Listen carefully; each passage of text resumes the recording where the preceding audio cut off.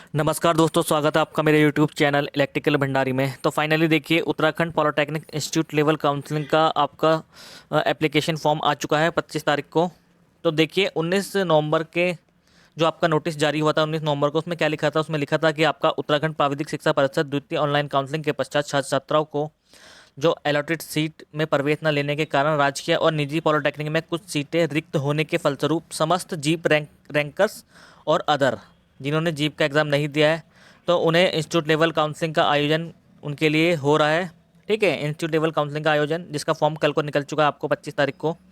तो उनकी डेट देखिए 29 नवंबर वाले में दी हुई थी। आपका जो गवर्नमेंट और सेमी गवर्नमेंट कॉलेज के लिए क्या डेट दी थी देखिए, रजिस्ट्रेशन कराने की इंस्टीट्यूट लेवल पे 25 नवंबर की, सॉरी 27 नवंबर को। ठीक है, और प्राइवेट कॉलेज में देखिए हम आपका प्राइवेट कॉलेज के लिए 29 नवंबर की डेट है आपकी। ठीक है, उसमें तो ये कॉलेज में जाके आपको फॉर्म फिल करना है जो आपका देखिए 25 तारीख को रिलीज़ हुआ है।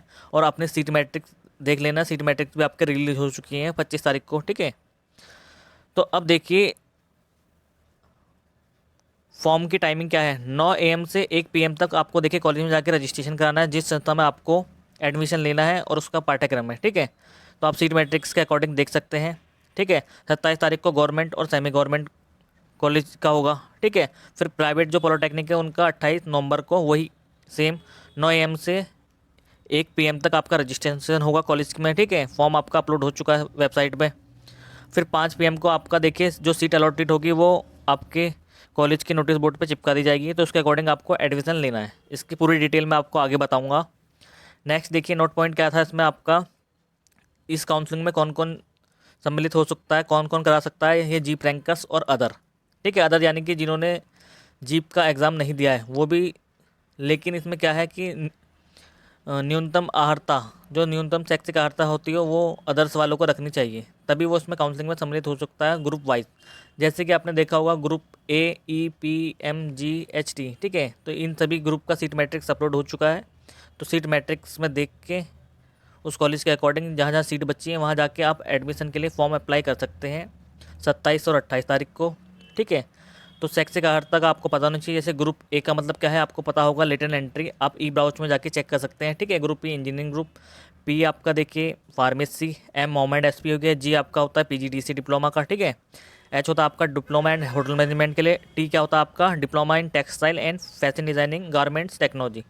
तो इनकी जो न्यूनतम शैक्षिक अर्हता होती है उनके अकॉर्डिंग ही आपको फॉर्म फिल करना है। ए के लिए क्या होती है ITI और 12th, ई के लिए पता है आपको 10th मैथ साइंस से। ठीक है, फार्मेसी के लिए 12th होती है, मोमेंट SP के लिए भी 12th, और PGDC के लिए ग्रेजुएशन होता होगा। ठीक है, आप चेक कर सकते हैं उसमें डिप्लोमा होटल मैनेजमेंट के लिए भी 12th ही होती है। ठीक है, तो अब चलते हैं हम देखिए एप्लीकेशन फॉर्म को देखते हैं किस तरीके से हमें भरना है। देखिए आपका ये रहा संस्था स्तर पर राजकीय और राजकीय सहायता पॉलिटेक्निक पर रिपोर्टिंग काउंसलिंग 27/11 देख सकते हैं आप। ठीक है, और 28 अभ्यर्थी हेतु वांछित राजकीय और सहायता प्राप्त पॉलिटेक्निक में उपस्थित होकर जमा किया जाना अनिवार्य है। ये फॉर्म आपको फिल करना है। ठीक है, तो ऐसा कुछ फॉर्म आप UPTR की वेबसाइट से डाउनलोड कर सकते हैं। तो कैसे फिल करेंगे देखिए हम इसे। सबसे पहले अभ्यर्थी का नाम, उसके पिता का नाम, ठीक है, पत्र व्यवहार का पता यानी कि करंट एड्रेस देना आपको, फिर व्हाट्सअप वाला मोबाइल नंबर देना है। यहाँ पे आपको नवीनतम फोटोग्राफ अभ्यर्थी के सिग्नेचर होने हैं। ठीक है, नेक्स्ट आपको देखिए जीप का ग्रुप बताना है, AE जो भी आपका P ग्रुप हो। ठीक है, यहाँ पे ग्रुप, फिर अनुक्रमांक आपका, रोल नंबर, फिर रैंक, फिर आपकी श्रेणी लिखनी है यहाँ पे। ठीक है, कौन सी कैटेगरी से आपको, कैटेगरी और सब कैटेगरी आप लिख सकते हैं। नेक्स्ट देखिए इसमें क्या लिखा है आपका, यहाँ पे लिखा है इसके नीचे जीप 2020 ग्रुप के नीचे लिखा है फोटो युक्त जीप रैंक कार्ड परिषद की वेबसाइट www.ubti.in से डाउनलोड करके अनिवार्य रूप से आपको इसमें क्या करना है, संलग्न करना है। ठीक है, तो उसमें आपको अटेस्टेड करना है फोटो युक्त जीप रैंक कार्ड। ठीक है, नेक्स्ट देखिए न्यूनतम अर्हता, जो भी आपके जिस ग्रुप के लिए देखिए हाई स्कूल, इंटरमीडिएट और स्नातक, उसमें अधिकतम अंक कितने हैं आपके। ठीक है, वो यहाँ लिखने हैं। जैसे कि 10th वालों को पता है 500-600 में से उनका अधिकतम होता है जितने उनको अंक प्राप्त होते हैं। ठीक है, और उसका प्रतिशत। ठीक है, और जिसकी इंटरमीडिएट है क्वालिफिकेशन वो उसके अकॉर्डिंग अपने ग्रुप के अकॉर्डिंग यहाँ पे फिल करनी है। ठीक है, स्नातक के लिए PGDC वालों के लिए इसमें स्नातक उनके अकॉर्डिंग उनके मैक्सिमम और प्राप्तांक भरे जाएंगे इसमें और प्रतिशत। ठीक है, तो न्यूनतम अर्हता मेरिट के से प्रवेश हेतु इच्छुक अभ्यर्थी अनिवार्य रूप से न्यूनतम अर्हता के अंक तालिका संलग्न करें। यानी कि देखिए इसमें अंक तालिका भी लगानी है। यानी कि आपने 10th का इसमें देखिए भरा है, 10th का डिटेल तो 10th का मार्कशीट, 12th का 12th का लगेगा, ठीक है। मार्कशीट अटैच करके लगाना सेल्फ अटेस्ट करके। फिर ग्रेजुएशन का है तो ग्रेजुएशन के लिए लगाना है, ठीक है। तो काउंसलिंग शुल्क देखो आप इसमें क्या दिया है आपका, जीप रैंक धारियों को तो निःशुल्क है ये काउंसलिंग, ठीक है। नेक्स्ट आपका जो अभ्यर्थी पंजीकरण के समय धनराशि 200 नकद जमा कर सकते हैं, ठीक है। अन्य अभ्यर्थी यानी कि जिन्होंने जीप का एग्ज़ाम नहीं दिया है उन्हें 200 रुपये नगद कॉलेज में ही जाके, ठीक है, इंस्टीट्यूट लेवल की इस काउंसलिंग में 200 रुपये आपको देने हैं, तो ये आपको फॉर्म मिलेगा, ठीक है। तो ये आपको ध्यान रखना है, ये उनके लिए है जिन्होंने जीप का एग्ज़ाम नहीं दिया है, ठीक है।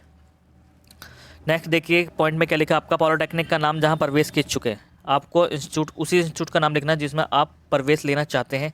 अभ्यर्थी उसी पॉलिटेक्निक का नाम अंकित करें जहाँ पर रिपोर्टिंग के लिए उपस्थित हुआ, यानी कि आप जहाँ करंट में उपस्थित हुए जिस कॉलेज में, जैसे कि गवर्नमेंट पॉलिटेक्निक नैनीताल में आप उपस्थित हुए हैं तो वहीं का नाम डालोगे, ना कि बाड़ी चेना का, ठीक है। ये ध्यान रखना है आपको। नेक्स्ट पॉइंट देखिए, अभ्यर्थी द्वारा फोटो आईडी, शैक्षिक प्रश्न पत्रों, आरक्षण हेतु प्रमाण पत्र आदि एक स्व प्रमाणित छाया प्रति इस आवेदन पत्र के साथ संलग्न करें। यानी कि आपको देखिए इसमें एक फ़ोटो आईडी, जो भी आपकी न्यूनतम शैक्षिक अर्हता है उसके सारे प्रश्न पत्र की फ़ोटोकॉपी, ठीक है। आरक्षण का जो भी आपके आरक्षण का प्रमाण पत्र है, ठीक है, उसकी एक एक छाया प्रति यानी कि फ़ोटोकॉपी आपको सेल्फ अटेस्टेड यानी कि अपने हाथों से अटेस्ट करनी है, उसमें साइन करने हैं, उसकी प्रति इस फॉर्म के साथ आपको लगानी है, ठीक है। अंक तालिका की भी लगानी थी, अभी मैंने बताया था आपको। फिर आपको नेक्स्ट देखिए क्या लिखा है नीचे, पूर्व में ऑनलाइन काउंसलिंग के माध्यम से प्रवेशित संस्था एवं पाठ्यक्रम का विवरण।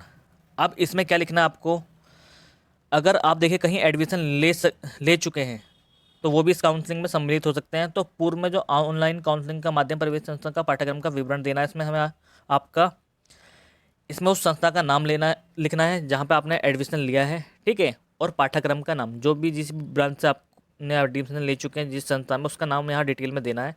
नोट पॉइंट क्या लिखा है देखिए इसमें, ऑनलाइन काउंसलिंग के माध्यम से राजकीय संस्थानों में प्रवेशित समस्त अभ्यर्थी द्वारा संस्था राजकीय स्तरीय काउंसलिंग में पंजीकरण के समय सादे कागज पर आशय का अनुबंध यानी कि अंडरटेकिंग एप्लीकेशन, ठीक है, जमा करना होगा कि आवंटन के उपरांत पुरानी संस्था पाठ्यक्रम में प्रवेश निरस्त कर दिया जाए। ऐसे अभ्यर्थी पंजीकरण के समय पूर्व आवंटन पत्र एवं शुल्क रसीद भी संलग्न करें। यानी कि आपको आप क्या कर रहा है इसमें देखिए, मतलब जिनको सीट कहीं भी अलॉटेड हो चुकी है कोई से भी कॉलेज में और आप काउंसलिंग करा रहे हैं, तो आपको एक अंडरटेकिंग यानी कि आशय का अनुबंध एक एप्लीकेशन लिखना है उस पॉलिटेक्निक को जिसमें आप रिपोर्टिंग दे रहे हैं, ठीक है। अब उसमें क्या लिखना है आपको, एप्लीकेशन में प्रिंसिपल को लिखना है, ठीक है। आपको पता होगा सेवा में श्रीमान प्रधानाचार्य, गवर्नमेंट पॉलिटेक्निक या सेमी गवर्नमेंट जो भी पॉलिटेक्निक है उसके, ठीक है।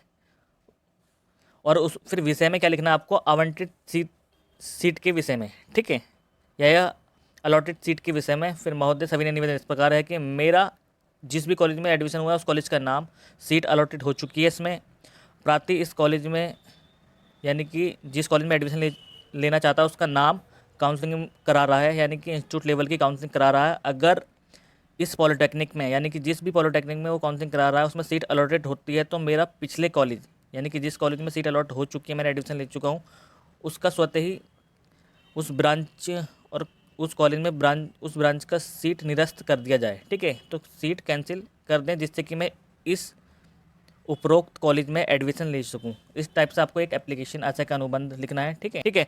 और आपका शुल्क रसीद भी इसके साथ लगानी है, ये ध्यान रखना है, ठीक है। इस फॉर्म के साथ इसमें लिखा है देखिए, पूर्व आवंटन एवं शुल्क रसीद भी संलग्न करें, ठीक है। फिर नीचे देखिए विकल्प पत्र क्या है आपका, यहाँ पे वरीयता का क्रम भरा जाए। अब उस कॉलेज में जिसमें हम इंस्टीट्यूट लेवल की काउंसलिंग करा रहे हैं उसमें देखिए ब्रांच आपको पता होनी चाहिए, जो भी ब्रांच आपको लिखनी है उसका ब्रांच आप क्रम के अनुसार, जैसे कि मैकेनिकल लेनी है मुझे, पहले मैकेनिकल फिर इलेक्ट्रिकल में लेना चाहता हूँ, सीट हो तो तब आपको तभी लिखना है, ठीक है। इलेक्ट्रिकल, मैकेनिकल, सिविल, जो जो आपको देखिए पाठ्यक्रम का नाम लिख सकते हैं आप ब्रांच का इसमें, ठीक है। फिर अब अभ्यर्थी के हस्ताक्षर होंगे यहाँ पे, ठीक। फिर नीचे वाला देखिए आप, ये जो बचा है ये आपका कार्यालय प्रयोग के लिए यूज़ होगा, ठीक है। तो आप इतना सब कुछ समझ गए होंगे कैसे कैसे आपको भरना है। आपको सेल्फ अटेस्टेड इसमें सारे आपको फ़ोटोकॉपी लगानी है, ठीक है। और जहाँ जिस इंस्टीट्यूट में आप एडमिशन ले चुके हैं वहाँ आपको क्या रजिस्ट्रेशन जो पहले हुआ है और उसका सीट अलॉटमेंट लेटर और रसीद की शुल्क वो भी इसके हाथ संलग्न करनी है, ठीक है। बाकी सारे डॉक्यूमेंट जो मैंने आपको बताए हैं वो इसमें आपको लगाने हैं। नेक्स्ट चलते हैं हम सीट मैट्रिक्स पर। सीट मैट्रिक्स कैसे देखते हैं, मैं आपको किसी एक ग्रुप के सीट मैट्रिक्स बताता हूँ, ठीक है। बाकी सीट मैट्रिक्स आप अपने ग्रुप के अकॉर्डिंग ABCP जो भी ग्रुप का अभ्यर्थी इसमें काउंसलिंग में सम्मिलित होना चाहता है वो अपने सीट मैट्रिक्स के अकॉर्डिंग ही कॉलेज में जाए, ठीक है। तो चलिए देखते हैं अब इसका सीट मैट्रिक्स। अब देखिए ये रहा आपका सीट मैट्रिक्स, आपको डाउनलोड करने लेना है ubtr.com की साइट से, ubtr.in की साइट से, ठीक है। Seat matrix for institute level counselling, ठीक है। तो इसमें कैसे देखते हैं, यहाँ तो इंस्टीट्यूट का नाम, यहाँ ब्रांच देखते हैं, यहाँ पर अपनी श्रेणी देखते हैं, और श्रेणी और उप श्रेणी, कैटेगरी और सब कैटेगरी। तो आपको कैसे देखना, जैसे कि देखिए मैंने इस कॉलेज का नाम पढ़ा Alpine Institute of Management and Technology, ठीक है, नंदा की चौकी देहरादून, ठीक है।